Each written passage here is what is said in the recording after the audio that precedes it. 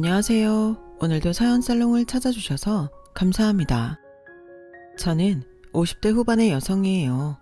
많은 분들의 사연을 계속 듣다 보니 제 이야기도 할 수 있겠다는 용기가 생기네요.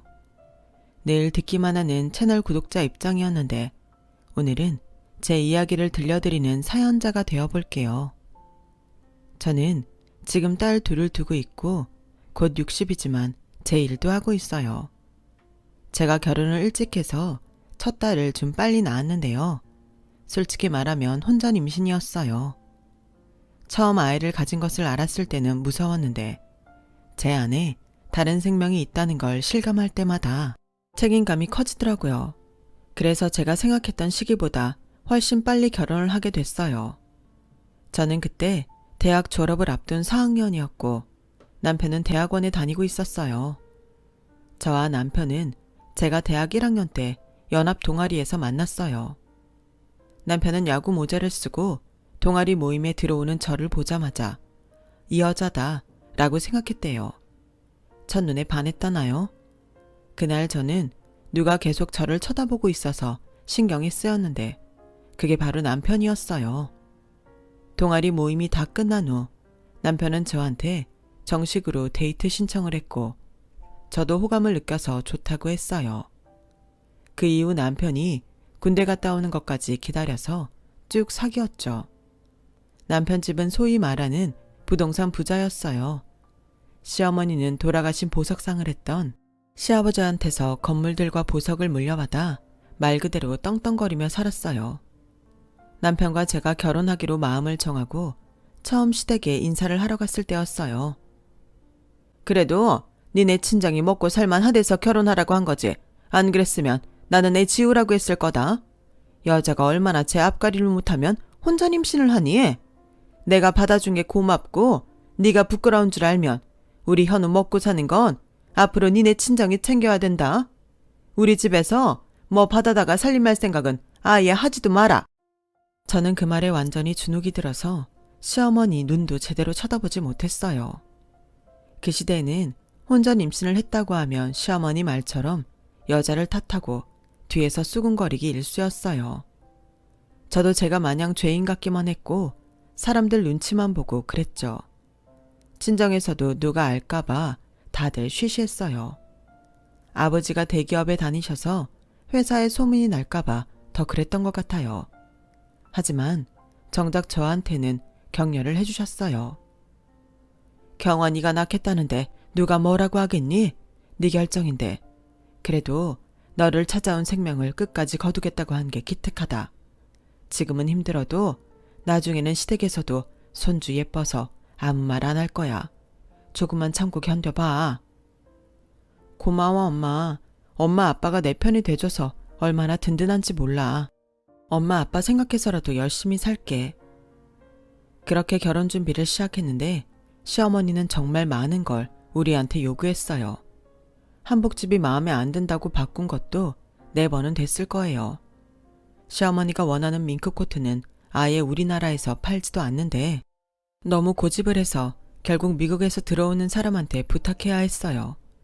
그것만 해도 돈이 너무 나가긴 했죠.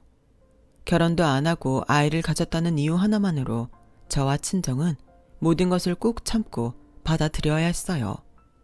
결혼식 당일날도 저는 몸도 아프고 입덧도 완전히 끝나지 않아서 물도 제대로 못 넘겨 엄청 힘이 들었어요. 신부 얼굴이 너무 아파 보인다고 메이크업 하는 사람이 얼마나 화장을 하고 또 하고 고쳤는지 몰라요. 그런데도 시어머니는 저보다도 새빨간 립스틱을 바르고 총천연색의 화려한 비녀를 꽂고서 자기가 주인공인 양 온통 활개를 치고 다녔어요. 아무튼 시작부터 마음에 쌓이는 게 많은 결혼 생활이 시작됐어요. 시어머니는 자신이 말한 대로 정말 10원 한 장 주지 않았어요. 이건 자기 말이 빈말이 아니라는 걸 증명하려는 건가 싶을 만큼 그랬어요. 남편은 공부만 할 줄 아는 사람이었고 저는 임신 중이라 취직이 어려웠어요. 결국 시어머니가 원하는 대로 저희의 경제 생활은 친정이 모두 떠안게 됐어요. 친정 부모님은 임신한 제가 안쓰러워서라도 뭐든 보태려고 하셨어요. 저는 설마 처음에만 이러고 좀 지나면 시댁에서도 다만 남편 용돈이라도 주겠지 라고 막연하게 생각했어요. 그런데 반년이나 시댁에서 남편 용돈은커녕 아무것도 보태주지 않고 거기에 더해서 다음 학기 등록금까지 보내지 않자 저는 화가 났어요. 어머니 진짜 당신 학비 우리 집에서 내라고 하시는 거야? 당신 아들 공부하는 건데 그건 어머니가 주셔야지. 결혼 전에 엄마가 다 이야기했는데 왜 그래? 당신 친정에서 우리 생활은 다 책임지라고 했잖아. 그건 생활비 이야기지. 당신 학비까지 들어간 건 아니잖아. 그걸 그렇게 알아들으면 안 되지. 내 공부는 우리 생활 아닌가? 아니, 얘기가 왜 그렇게 돼? 암만 그래도 당신 학비까지 친정에서 내라는 건 너무하는 거 아니야? 네가 잘못 알아들어 놓고서는 이제 와서 너무하네 뭐네 그런 말을 하고 그래. 기분 좀 그러네. 당신도 당신이다. 아니, 어머니 뜻이 그런 거 알았으면 당신이 공부 좀 열심히 해서 장학금이라도 탈 생각을 해야지. 아무리 학생이라도 집에 부인이 배 나와서 있는데 어떻게 그렇게 태평하게 돈 한 푼 어디서 불려올 생각을 안 해? 저는 어머니한테도 화가 났지만 남편의 태평무사한 태도와 뭐든 친정에서 받으려는 심보가 더 기분이 나빴어요. 지금 벌써 이거 갖고 그러면 어떡하냐? 우리 형은 형수 집에서 돈 다 대줘서 미국에서 박사까지 했는데 내가 유학을 간다고 했어. 박사를 한다고 했어. 그냥 한국 대학원 공부 갖고 벌써 이렇게 잔소리야. 그건 형님네 일이고 우리는 우리지. 아니, 그런데 어머니는 아주버님도 당신도 왜 다 친정이 책임지라고 하는 거야? 형님도 결혼 전에 그거 알았어? 나나 형이 잘 돼서 혜택 보는 건 어차피 당신하고 형수잖아. 내가 잘 되면 당신이 그 덕에 편하게 사는 거니까. 형도 국제 변호사 돼서 형수 맨날 사모님 소리 듣고 살잖아. 그리고 우리 엄마가 니네 집이 좀 사니까 사위 잘 되라고 해주라는 건데 그 정도는 해주는 게 당연한 거 아니야? 나도 교수가 돼서 당신 사모님 소리 듣게 해줄게. 진짜 교수가 되고 싶으면 박사까지 가야 되는데 지금처럼 공부하면 안 돼. 그것도 다 돈으로 되는 거 아니니까 공부 좀 해. 라고 정말 말도 안 되는 소리라고 생각하면서 한마디 했어요. 그런데 시어머니랑 남편이 너무 당당하니까 그게 맞는 것 같더라고요. 아이가 먼저 생겨서 한 결혼이니 다른 말 나올까봐 더 신경 쓰이기도 했고 기왕 결혼한 거 모든 걸 좋게 생각하자 싶은 마음도 있었어요. 딸 가진 죄인이라는 말이 괜히 있겠니? 사돈이 그런 계산이 빠른 양반인가 보다. 어쨌든 박서방이 얼른 공부를 끝내야 교수든 회사원이든 될 테니 일단 그것만 생각해보자. 라는 친정엄마 말씀에 저는 너무 속이 상했어요. 그래서 남편이 직업만 생기면 그동안 친정에서 해준 만큼 갚아드려야겠다고 단단히 벼르고 있었어요. 노후 통장도 하나 마련해 드려야겠다고 생각했고요. 남편은 생활비에 자기 용돈에 학비까지 보내주는 친정에 고맙다는 말 한 번을 하지 않더군요. 시어머니는 그건 당연한 거고 시댁 잔치날 제삿날에 친정에서 과일이나 음식을 보내지 않으면 대놓고 뭐라고 했어요. 자기 엄마가 친정이 모든 걸 내놓는 게 당연하다고 생각하니 남편이 고맙게 생각할 리가 없었죠. 시어머니는 시댁에 갈 때마다 남편을 앉혀놓고서 니네 내 땅이라도 받고 싶으면 지금부터 잘해. 너 공부한다고 집에 오는 거 뺀질거리지 말란 말이야. 어차피 내가 가진 거 나 죽으면 다 니들 거 되니까 나 살아서는 니네가 가져갈 생각은 하면 안 돼. 라며 나보고 들으라는 듯 늘 큰 소리로 말했어요. 제가 친정 돈으로 모든 생활을 하는 게 불만인 걸 알고서 아예 제 입을 막으려고 그러는 것 같았어요. 그런 가운데 시간은 흘렀고 어느덧 산딸이 돼서 저는 예쁜 딸을 낳았어요. 친정에서는 다들 축하한다며 꽃다발에 과일 바구니에 산모한테 좋다는 온갖 것을 다 보내주시고 아이 선물까지 해줬지만 시어머니는 콧배기도 비치지 않았어요. 안서도는 바쁘신 거냐? 아니면 어디가 편찮으신 거야? 자기 친손녀가 태어났다는데 어떻게 축하한다는 말 한마디가 없어? 라며 친정엄마가 남편한테 한 소리 할 정도였죠. 그때까지는 엄마나 아빠는 시댁에 대해 남편한테 단 한 번도 싫은 소리를 하신 적이 없으셨어요. 남편도 이번에는 자기가 생각해도 좀 너무했는지 병원에 있는 전화로 시어머니한테 뭐라고 하는 것 같았어요. 그랬더니 시어머니가 다음날 마지못해 병원에 오셨더라고요. 자기 심기 불편하다고 얼굴에 아주 써붙인 것 같은 표정이었어요. 우리 집은 아들 아니면 손주로 쳐주지도 않아. 네가 우리 대 이어줄 남자애도 아니고 그까지 기집애 낳았는데 내가 꼭 와서 너를 봐야 되니? 라며 기야말 말만 쏟아놓고 그냥 가버리더군요. 빈말이라도 축하한다고 하지도 않았고 말 그대로 빈손으로 왔다 갔어요. 마침 엄마가 자리를 비웠으니 망정이지 안 그랬으면 시어머니랑 한바탕 싸움이 났든지 엄마가 열받아서 기절하셨을 거예요.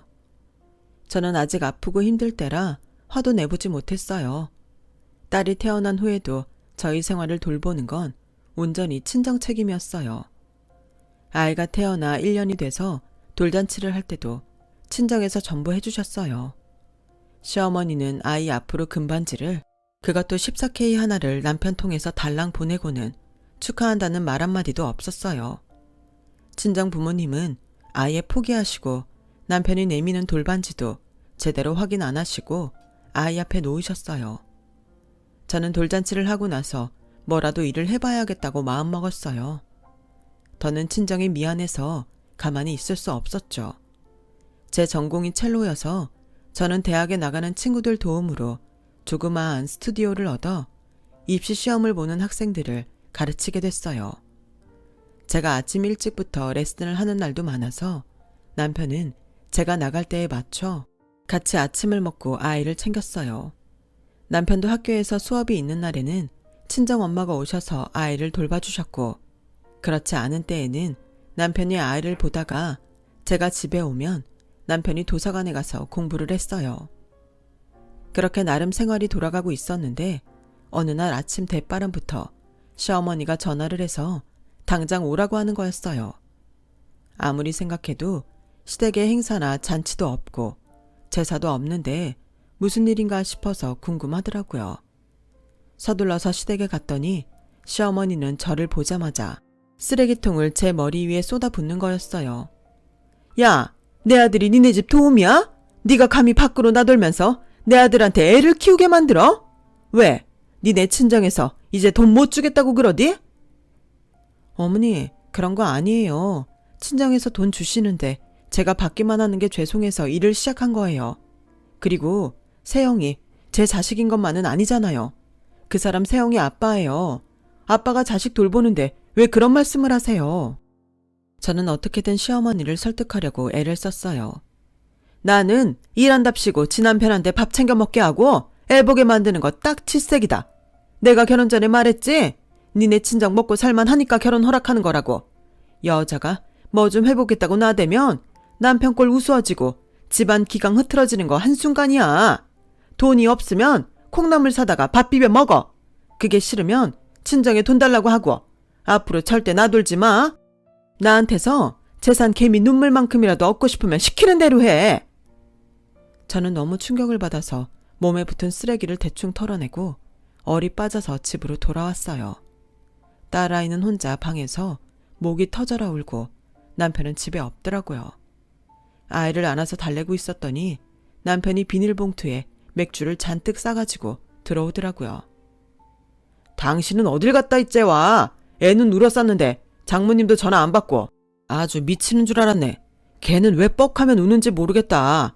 아, 스트레스 받아. 나 지금부터 축구 볼 거야. 말 걸지 마. 저는 태평하게 TV를 켜는 남편을 거실에 놔두고 아이와 방에 들어가서 펑펑 울었어요. 너무 서럽고 당황스럽고 수치스러웠어요. 내가 왜 빨리 아이를 가져서 이런 수모를 당하나 그런 마음도 있었죠. 미안하다 세영아. 세영이 탓이 아닌데 엄마가 너무 속상하니까 별 생각을 다 하네. 저는 그렇게 혼잣말을 하며 아이를 다시 재웠어요.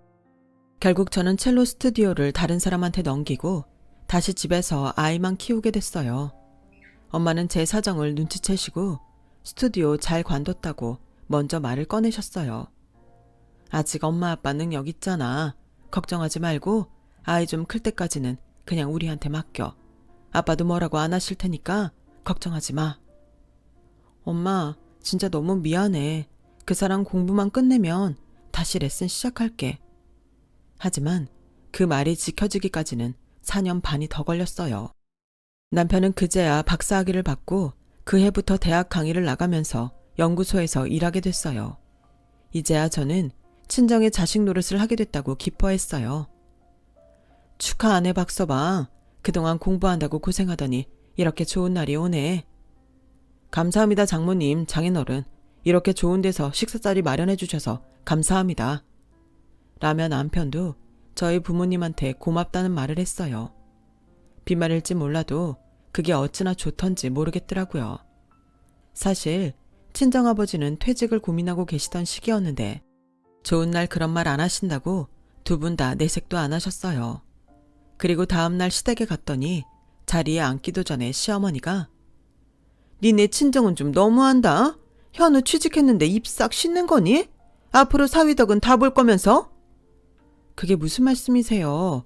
어제 호텔에서 같이 식사도 했고 이 사람 비싼 양복도 맞춰주셨는데요. 우리 현우가 어디서 밥도 못 얻어먹고 다녀서 밥을 사주니? 입을 옷이 없을까봐 그래. 출근할 때 부끄럽지는 않을 외제차하고 그럴듯한 시계는 해줘야 되는 거 아니니? 어머니, 그동안 친정에서 저희 때문에 쓴 돈이 얼만데 그러세요. 어머니 말씀대로면 이 사람 지금도 외제차 타고 시계도 좋은 게 몇 개인데요. 현우가 니네 애비처럼 일반 직장에 다니는 것도 아니고 공학연구소야. 자그마치 공학연구소. 학교에서 애들도 가르치고 그리고 나한테 물려받을 재산이 얼만데 그걸 아까워해. 앞으로 니네가 받을 게 더 많은데 그걸 썼다고 생색내는 거냐?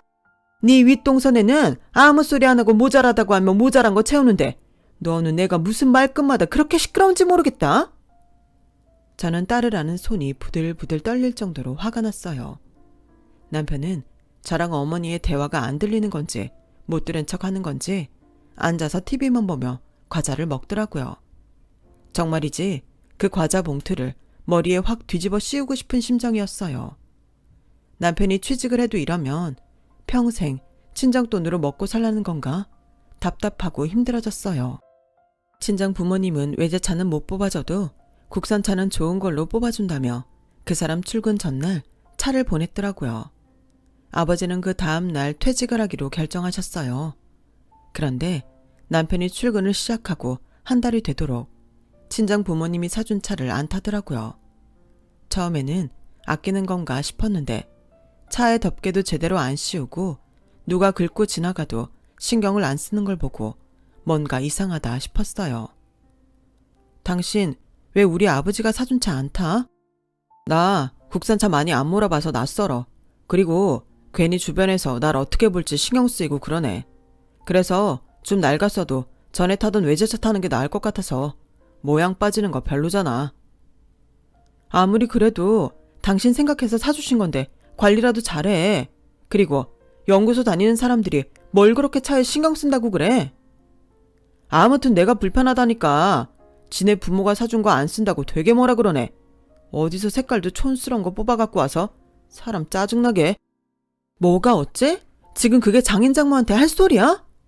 사실이잖아. 내가 틀린 말 한 것도 아닌데 그렇게 신경 쓰이면 당신이 관리해. 집에서 하는 것도 없으면서. 그 바람에 남편하고 대판 싸웠어요. 제가 집에서 하는 게 없다뇨.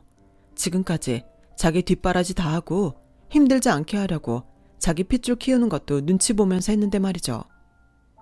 내가 이 집에 얹혀 사니? 우리 친정돈 가지고 지금까지 먹고 살았으면서 어떻게 그렇게 뻔뻔할 수가 있어. 나 당신 입에서 먼저 장인 장모 용돈 드리자는 말 나오기 기다렸어.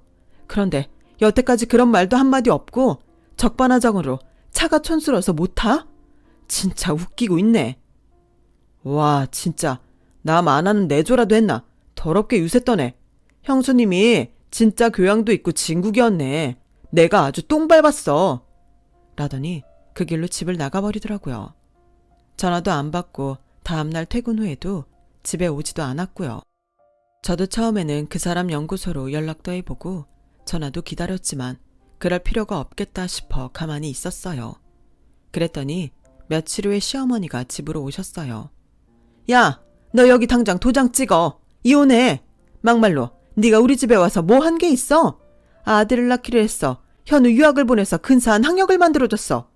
고작 한 거라고는 대학원 졸업하고 취직시킨 거잖아. 네가 빨리 부려먹으려고. 그리고 니네 애비 엊그제 퇴직했다며? 지금도 내 아들 취직 선물을 국산차밖에 못 타주는 양반이 앞으로는 내 아들 먹여 살릴 수나 있겠니? 그럼 내가 왜 널 더 보고 있어야 되냐? 나는 우리 상대가 되는 애만 재산 물려줄 거야. 너네는 내 거 받을 자격이 없어. 네 딸한테 내 덕 보게 할 생각하지 마. 이런 게 진짜 등골 빼먹고 버린다는 거죠. 하지만 그때는 그런 것보다도 너무 지긋지긋하니 당장 헤어져야겠다는 생각만 들었어요. 이태껏 살아온 게 너무 분하고 억울했지만 그렇다고 더 참고 살다가는 저만 더 불행해질 것 같았어요. 솔직한 심정으로 말하자면 저도 시어머니 돌아가시고서 재산 물려받으면 이렇게 고생한 거 보상이 될 거라고 생각한 적도 있었어요. 하지만 그동안 남편과 시어머니를 보면서 사람이 돈만 있다고 다 행복한 것도 아니고 그게 더 괜찮은 인간도 아니라는 거 너무 똑똑히 보고 배웠고 제 딸은 그렇게 크지 않길 바랐어요. 저는 이혼 도장을 찍으면서 소송을 해서 남편한테 위자료를 받아야겠다는 생각은 하지 못했어요.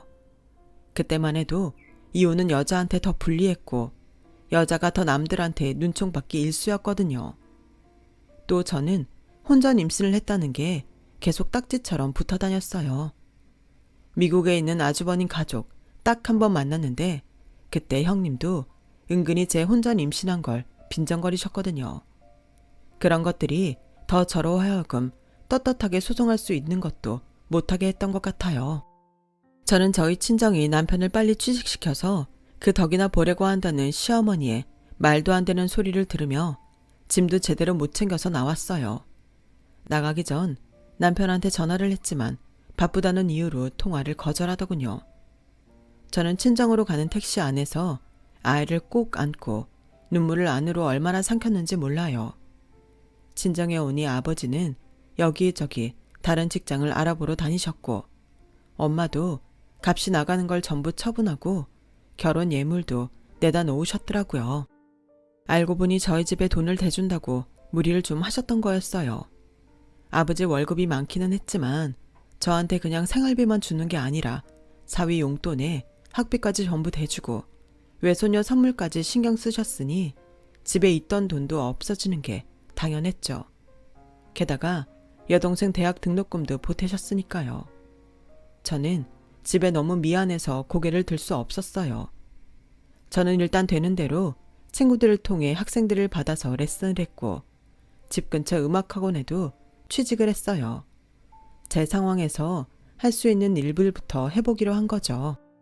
주어진 일에 열심히 하다 보면 답이 나오겠지 하며 학생들 가르치는 데에 최선을 다했어요. 그러다 보니 제가 가르친 학생들이 예중예고에 거의 다 붙었고 학원에서도 제가 잘 가르치고 학생들한테도 잘한다며 원장 선생님이 많이 좋아했어요. 보너스도 많이 받았고요. 결혼하고 6년 가까이 친정 부모님 돈으로만 살다가 제 힘으로 벌어서 집에 보태니까 당당하고 뿌듯했어요. 엄마, 그래도 내가 입소문이 나서 학생들 개인 레슨이 많이 생겼어. 다음 달부터는 좀 더 많이 보탤 수 있을 것 같아. 우리 같이 조금만 힘내자, 엄마. 이런 말하는 게 너무 염치 없긴 한데 내가 이렇게 쫓겨나면 안 되는 거였는데 그동안 엄마 아빠가 쓴 거 어떻게든 돌려받고 그 집에서 나오든지 했어야 됐어. 그런 말 하지 마. 우리는 그 돈 돌려받을 생각으로 니들 준 거 아니야. 어쨌든 그것 때문에 너하고 세영이가 그동안은 편히 살 수 있었잖아. 네 말대로 우리 조금만 힘내보자. 또 좋은 날이 오겠지. 그동안 우리 세영이는 힘든 거 모르게 잘 키우자. 엄마의 말씀은 제게 너무 큰 위로와 격려가 됐어요. 3년 정도 시간이 흐르고 저는 그동안 모은 돈으로 음악학원을 인수했고 아버지는 전 회사에서 이사를 하시던 분이 차린 기업에 고문이사로 들어가시게 됐어요. 그러면서 저희 집은 다시 안정을 찾았고 딸아이도 갈수록 예쁘게 컸어요. 얼마 후 저는 아버지 회사 거래처인 외국의 기업 사람을 만나게 됐어요. 건너 아버지한테 선자리가 들어왔고 엄마가 만나보길 원하셨거든요. 경원이가 결혼이라면 학을 뗀 거 잘 알지만 그래도 좋은 사람이면 혼자서 아이 키우는 것보다는 나을 것 같아서. 부모님이 걱정하시는 것도 잘 알고 있었기 때문에 저는 알겠다고 했어요. 선자리에 나가서 남자를 만나보니 생각보다 더 수수하고 괜찮은 사람이었어요. 그 사람도 한번 이혼을 했다고 하더군요. 비슷한 처지이다 보니 공감대 형성이 잘 됐고 부모님한테 말하기 어려운 것도 편하게 털어놓을 수 있었어요. 그 사람도 저랑 똑같다고 하더라고요. 부모님은 그래도 이혼을 모르고 사셔서 다 이해는 못 하시는 것 같아요. 경아 씨하고 이야기하고 나면 속도 후련하고 이해받는 기분이 들어서 좋아요. 저희는 자연스럽게 사귀게 됐고 그 사람은 결혼을 하자고 했어요. 저희 부모님은 사돈 되게 원하는 거 없는 분들이세요. 오히려 주셨으면 주셨지. 그럴 분들 아니니까 걱정 마세요. 제가 전시댁 이야기를 한 적이 있기 때문에 남자는 저를 안심시켰어요. 하긴 남자 집도 여자 쪽에서 하도 돈 내서 헤어졌다는 이야기를 들었어요. 어쩌면 비슷한 처지의 두 집이 이렇게 연이 되려고 만났나 보다. 그런 생각도 들었죠. 저희는 결혼을 약속하게 됐고 친정 부모님도 좋아하셨어요. 하지만 초등학생인 딸이 이 상황을 받아들일지 걱정이 됐어요. 엄마, 나는 새아빠가 생겨서 좋아. 그 아저씨 아빠보다 친절하더라.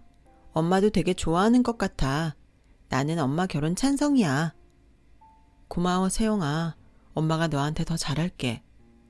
나 어릴 때였지만 할머니가 엄마한테 못되게 군 거 다 알아. 라는데 저도 모르게 눈물이 줄줄 흘렀어요. 제가 거기 살면서 어린 딸에게 얼마나 많은 상처를 준 건지 그동안 잘 몰랐거든요. 딸도 어린 나이에 할머니만 오면 눈치 보고 아빠랑 둘만 있을 때에는 발소리도 못 내고 있었다는 걸 알고 아이한테 너무 미안해서 밤새 딸을 안고 자며 눈물을 흘렸어요. 그렇게 양가 모두의 축복 속에 재혼을 하고 저는 다음 해에 딸을 낳았어요. 아버지는 회사에서 계속 이사로 자리를 지키셨고 남편도 계속 승진을 해서 독일 본사로 옮길 수도 있다는 말을 들었어요. 중학생이 된 딸은 아빠처럼 된다며 영어와 독어 공부를 열심히 했죠.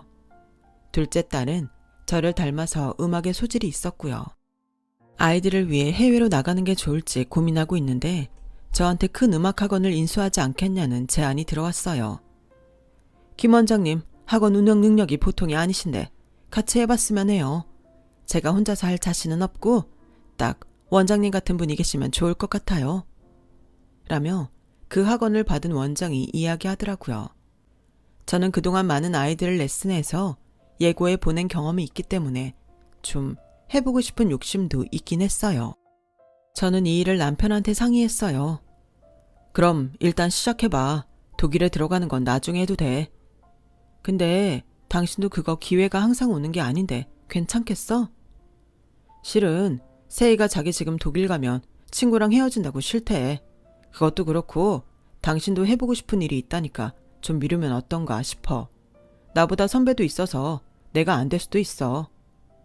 저와 남편은 그럼 먼저 2년 정도 해보자고 하고 그 원장한테 같이 해보자고 연락했어요. 남편은 저희가 같이 할 사업 계획서와 계약서를 꼼꼼히 봐줬고 서로에게 불공평한 게 없는지도 살펴보더라고요. 그렇게 해서 저희는 서로 불만이 없이 계약서를 작성했고 학원을 인수하기 위해서 계약서를 쓰러 부동산으로 갔어요. 학원 원장은 상가짜리 주인은 따로 있다며 자기도 그만두지만 그 주인도 자리를 파는 거라 그 사람하고 계약을 해야 한다더군요. 저희가 상가짜리 주인을 기다리는데 30분이 넘어도 오지를 않더라고요. 저희가 다른 날 올까요? 일정도 있는데 너무 기다리는데요. 라고 제가 말하자 중개사는 당황해서 연락을 했어요. 그때 마침 웬 할머니가 불이 나게 부동산 안으로 들어왔어요. 차가 너무 막혀서 생각보다 늦었어요. 라는 목소리에 저는 완전히 얼어버릴 뻔했어요. 진짜 꿈에도 다시 만나기 싫었던 시어머니였거든요. 시어머니는 처음에는 저를 몰라보다가 나중에 알아보고는 입을 다물지를 못하더라고요. 네가 여기 어떻게 왔어? 왜 여기 있는 거야? 이분들이 그 상가 계약할 분들이에요. 라고 중개사가 말하자 시어머니는 눈이 동그래져서 아무 말도 못하더라고요. 원장님, 이 자리 다시 생각해보죠. 저는 안 하겠습니다. 선생님, 갑자기 왜요? 저분하고 혹시 아는 사이세요? 그런 건 말도 하고 싶지 않고요. 다른 학원 봐두신 데 있으면 하고 아니면 정말 죄송하지만 없던 일로 하죠. 저 여기는 못합니다. 아이, 갑자기 왜 그러실까? 여기 사장님이 늦으셔서 화나셨나? 라며 중개사가 저를 붙잡으려고 했지만 저는 다 뿌리치고 나와버렸어요. 물론 그 상가를 사고팔고 하면 끝나는 거고 다시 시어머니와 볼 일도 없겠지만 그래도 엮이는 게 너무 싫었거든요. 그런데 얼마 후 시어머니한테서 전화가 왔어요. 세영이 얼마나 컸는지 궁금하구나. 세영이랑 좀 만나야겠다. 갑자기 왜 이제 와서 그러시는데요? 어머니가 세영이 딸이라고 어떻게 하셨는데요? 그때야 그때고 지금은 세월이 지나니 궁금해지는구나. 내 핏줄인데 안 보고 싶을 리가 있니? 그렇게 말하니 저도 할 말이 없더라고요. 저는 딸한테 친할머니가 보고 싶어 한다는 말을 했어요. 그래? 갑자기? 그럼 만나보지 뭐. 라고 대수롭지 않게 말하는데 저는 걱정이 돼서 잠을 설쳤어요. 그래도 나한테 못된 말을 한 것처럼 딸한테는 안 그러겠지 했지만 시어머니가 딸이라고 무시했던 걸 생각하면 겁이 났거든요. 저는 딸이 상처받지 않기를 바랐기 때문에 결국 만나지 말라고 말렸어요. 만약에 내가 지금 안 만나면 계속 또 만나자고 할지도 모르잖아. 내가 만나보고 계속 봐도 좋은지 어쩐지 결정할게. 라는데 어찌나 어른스러운지 제가 그동안 딸을 너무 어린 애로만 생각하고 있었나 싶더라고요. 그래도 걱정이 되는 건 어쩔 수 없어서 저는 몰래 따라가서 두 사람이 말하는 소리가 들릴 구석에 앉았어요. 시어머니는 딸을 보더니 반갑게 웃으며 손을 잡더라고요. 그리고는 딸이 먹겠다는 음료수와 빵을 시켜주더니 이렇게 말하는 거였어요. 너 태어났을 때부터 학교 들어가기 전까지 살던 데가 할머니가 마련해준 집이야. 그러니까 할머니 덕에 네가 먹고 살았다고. 그러니까 그거 네가 잊지 말고 이 할머니한테 갚아야 돼. 네가 엄마한테 말 좀 잘해서 학원 계약 좀 되게 해줘. 언제 또 사람이 나설지 모르는데 마냥 기다릴 수만은 없거든. 지금 따로 산다고 해도 너랑 우리는 같은 가족의 일원이야. 그러니 우리 가문을 위한 일을 해야 되지 않겠니? 그게 이 할머니한테 네가 어릴 적 은혜를 갚는 길이다. 아니 무슨 저런 말도 안 되는 이야기를 하는지 화가 치밀었어요. 제가 자리에서 벌떡 일어나 쫓아가려는데 딸아이가 시어머니를 똑바로 쳐다보며 이렇게 말하더군요. 학생은 공부 잘하면 그게 어른한테 은혜를 갚는 거라고 생각해요. 저 지금 공부 잘하고 있어요. 저희 반 1등이에요. 그러니까 제가 더 할머니한테 갚을 건 없어요. 그리고 할머니 상가는 할머니가 엄마랑 협상을 잘하세요. 어른들 할 일을 저한테 떠넘기는 것도 좋은 건 아니라고 생각해요. 요새는 학교에서 그렇게 교육시키니? 공부 잘하는 건 좋다만 그게 할머니한테는 별 소용이 없잖아. 할머니한테 도움이 되는 걸 해줘야지. 라는데 갑자기 어디서 남편 목소리가 들렸어요. 그건 아닌 것 같습니다, 어르신. 저는 너무 놀라서 남편 옆으로 다가갔어요. 시어머니는 저와 남편을 보더니 표정이 험악해졌죠. 이게 무슨 일이야? 오늘 세영이 너만 나오는 거 아니었어? 저 사람이 지금 네 아빠야? 네, 제가 세영이 아빠 맞습니다. 아이가 친할머니 만나러 간다는데 이 사람이 밤새 잠도 못 자고 계속 왔다 갔다 하고 불안해하더군요. 친할머니인데 왜 그러나 싶어서 걱정이 돼서 몰래 와봤더니 집사람이 왜 그랬는지 이해가 됩니다. 이런 할머니를 내 소중한 딸이 만날 걸 생각하면 저도 그랬을 겁니다. 뭐라고? 친핏줄이 아니라 그런가 애 교육에 안 좋은 말만 하는 것 같은데 이러니까 애가 뭘 보고 배웠겠어? 할머니가 어른다워야 아이도 존경을 하죠. 저는 세영이가 틀린 말했다고 생각 안 하는데요. 예의 바르게 말 잘했고요. 무턱대고 자기네 집사람이니 엄마한테 말해서 상가 계약하게 만들라는 게 자기 손녀한테 할 말씀은 아니죠. 뭐가 어째? 내가 그럼 틀린 말 했어. 내가 마련해준 집 아니었으면 지가 어디서 편히 자고 먹고 살았겠어? 할머니 집 없었으면 우리 외할머니가 다 해줬겠죠. 집 빼고 다른 거 다 외할머니가 해주셨잖아요. 엄마랑 제가 아예 외할머니 댁 들어가니까 더 편하고 좋던데요. 라고 딸아이가 똑부러지게 말하자 시어머니는 부들부들 떨었어요. 참 가관이다. 너 남의 집 손녀를 이렇게밖에 못 키웠어? 그리고 치핏줄인 할머니 만나러 나오는데 몰래 쫓아오기까지 해? 집안 꼬라지가 이러니 애도 어른한테 말대답이나 하고 말이야.